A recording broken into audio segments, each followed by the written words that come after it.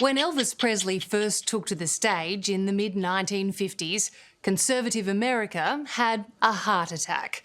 But his young fans, particularly his young female fans, couldn't get enough of the soon-to-be king of rock and roll. Many of those admirers are now distinguished elders, and while they continue to adore Elvis, they're also revealing some long-held secrets.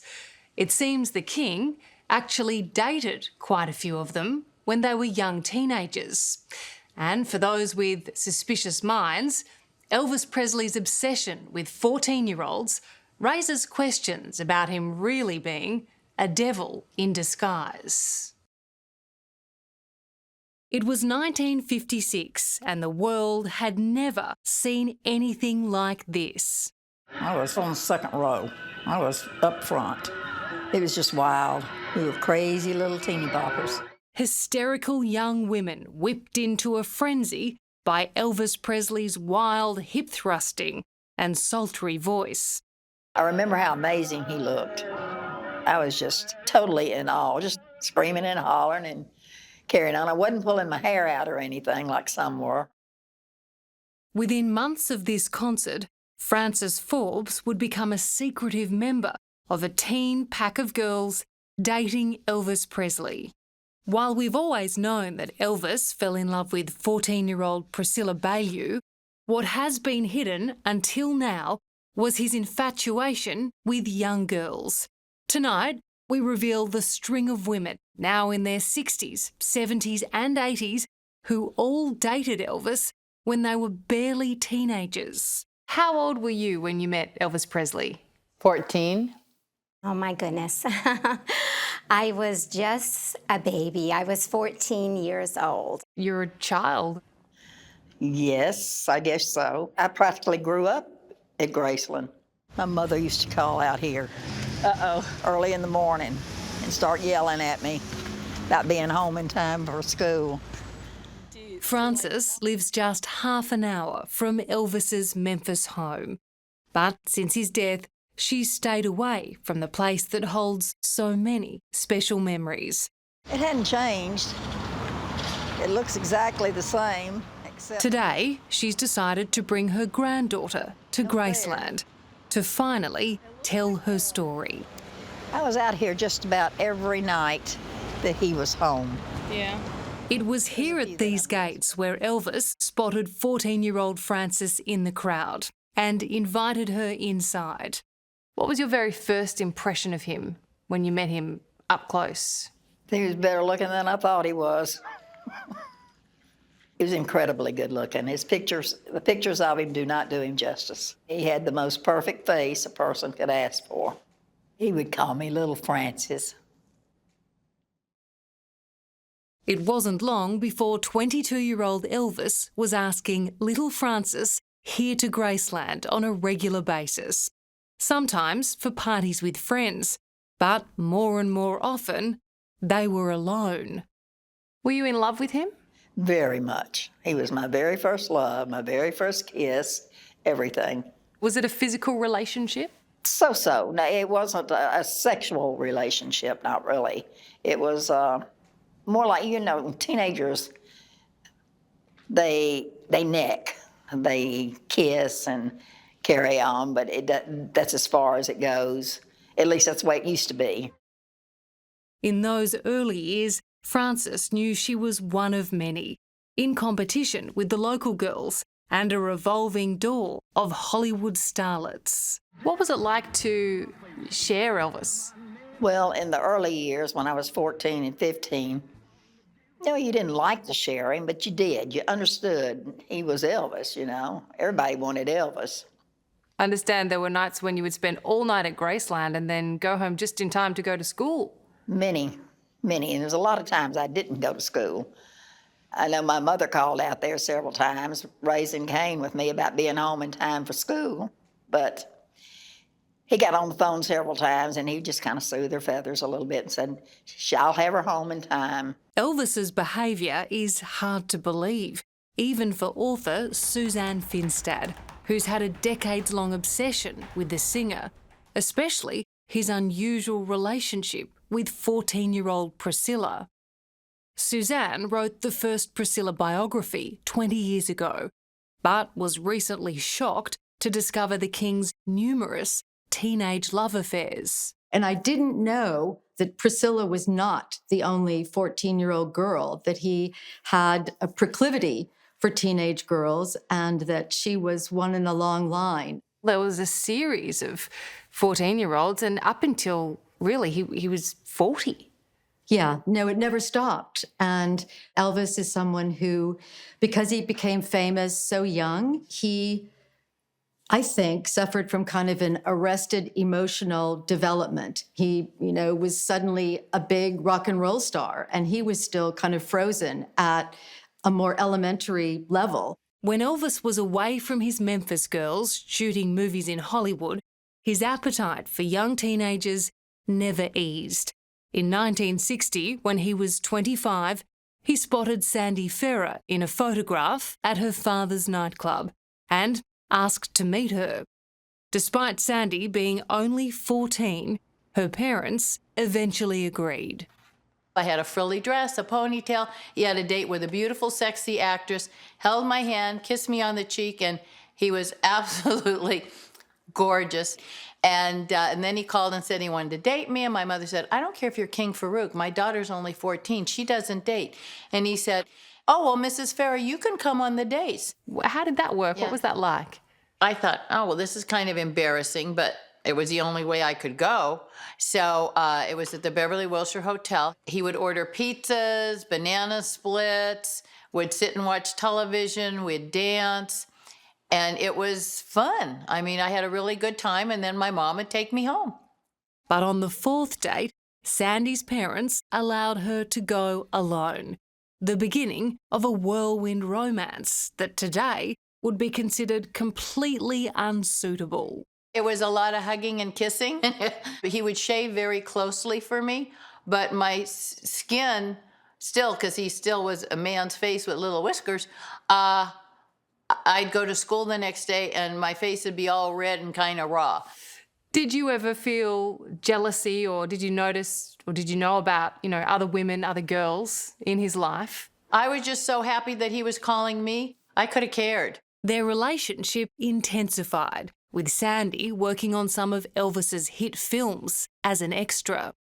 Incredibly, the superstar even asked the teenager to move from Los Angeles to Memphis to live with him at Graceland, not long before Priscilla moved in. And my mother said over her dead body. So that was the end of that. Could have been you in a way. Do you ever think that? That was the plan? Yeah, the thought, of course, it would be impossible for that thought not to be there. During many hours interviewing Priscilla Presley, Suzanne Finstad gleaned a deeply personal and revealing insight into Elvis's behaviour, which she now thinks might explain the rock star's desire for baby-faced teens. Priscilla told me a really interesting thing when I was working on the biography of Priscilla. She said that Elvis confided in her more than once that he felt this tremendous pressure to perform sexually because he was Elvis. He was the king, he was the sex symbol, and he felt more comfortable and more, I guess, in control and more sexually authoritative if he was with an inexperienced girl because they didn't know any different. His sort of sweet spot, I guess, with women or girls would have been a 14-year-old girl. And as you're about to see, his taste never changed, even as he approached 40. My father had a really long talk with him. Say, Elvis, here you're 39 years old. My daughter's 14. What's I don't understand, the attraction here. Was Elvis Presley a pedophile?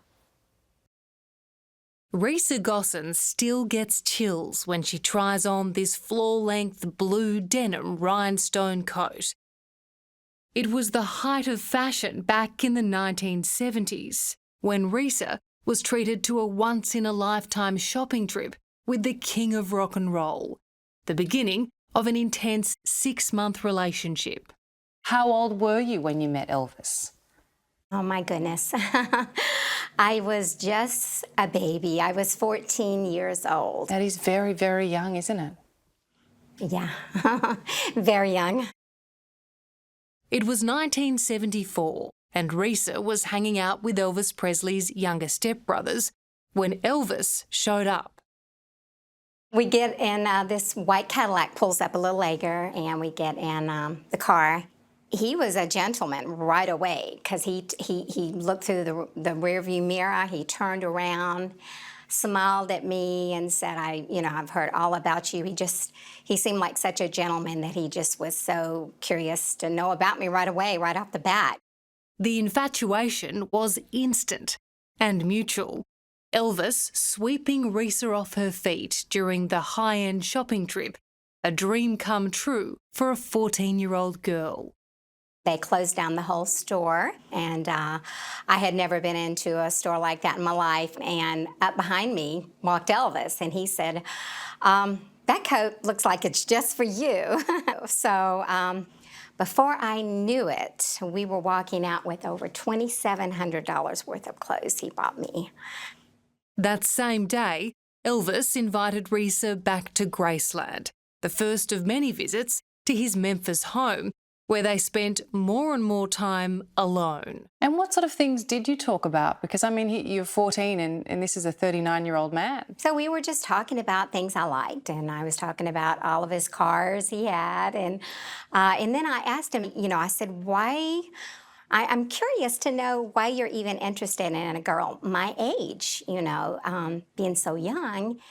And he just mentioned to me that it took him back to his younger years, made him feel alive to where he just didn't I wasn't expecting much from him. And so it just made him feel more comfortable when he could just be around maybe younger, someone my age. Clearly he was attracted to you and he told you that. Was it a sexual relationship? No, not at all. I mean, there was some kissing, but that was as far as it would go. So it was just like a young teenager with a boyfriend. When we would start kissing, then he would say, no, we have to stop this, Do you think back now, though, and think, my goodness, I mean, if a 39-year-old man now was making out with a 14-year-old, he'd be in jail. Yeah, I know. We kissed for hours. And it was wonderful. Little baby. Sandy Ferrer, now Martindale, who also dated Elvis when she was just 14, insists there was nothing inappropriate going on. Do you look back now and think it was a bit odd that this man was attracted to young girls? No, didn't even occur to me. No, not at all. He wasn't a grown man at 24. He really wasn't. He was a kid. And he wanted to be with people that he felt he wasn't, inferior to. There are people who call it pedophilia. What's your response to that? There was no such thing as pedophilia in those days anyway. I never even heard a word like that. I mean, it just wasn't happening. It's that common denial of anything untoward that's striking among these women. Frances Forbes was also 14 when she dated a 22-year-old Elvis Presley. She says back then, the age gap wasn't considered unusual. My mother was 14 when she married my daddy, who was 22. So I didn't think too much about it, tell you the truth. You're a little old for the teenagers now? That's the first time I've been asked that one. I don't know. I don't feel too old. I can still move around pretty good. As someone who knows more about Elvis than most, biographer Suzanne Finstad remains uncomfortable with the reality of his love life. Was Elvis Presley a pedophile?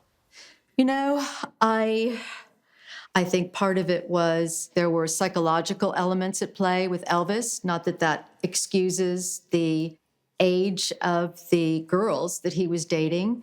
And I think part of it is that he grew up in the Deep South in America and at a time when, it was somewhat commonplace in rural areas for young men to date young girls. From the accounts of these girls, now women, Elvis was very aware that there was a line. Yeah. he would tell them quite regularly, 14 will get you 20, meaning he would be in prison for 20 years. So he did know that this was something that was against the law. Elvis's teenage girlfriends clearly still adore him and reflect fondly on their liaisons. But they concede, by today's standards, the relationships would be unthinkable. Would you let your 14-year-old date a No. 39-year-old? No, because I was thinking, thank God I didn't have a daughter, because I can't imagine, you know? Do you look back with the benefit of hindsight and think, my goodness, I wouldn't let my daughter or granddaughter spend the night at a 20-year-old man's house? Yeah, I probably wouldn't like that, but then again, they wouldn't be Elvis. Frances's memories of those years are intoxicating, overwhelming, and ultimately, when she knew she had to end it, bittersweet. And what was that conversation like when that came to an end, when you'd made that decision? He wanted to know why. And I told him, you know, that it was time that I got over him, because I knew it wasn't going anywhere. I don't think Elvis ever really wanted to get married at all, period. He would like things to have stayed the same forever, and he would have been perfectly content with that.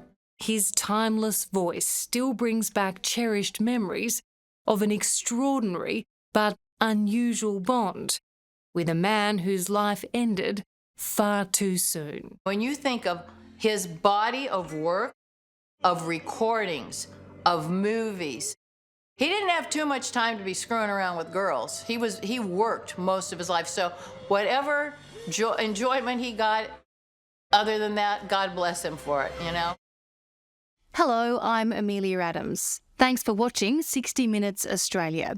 Subscribe to our channel now for our brand new stories and exclusive clips every week. And don't miss out on our extra minute segments and full episodes of 60 Minutes on 9now.com.au and the 9Now app.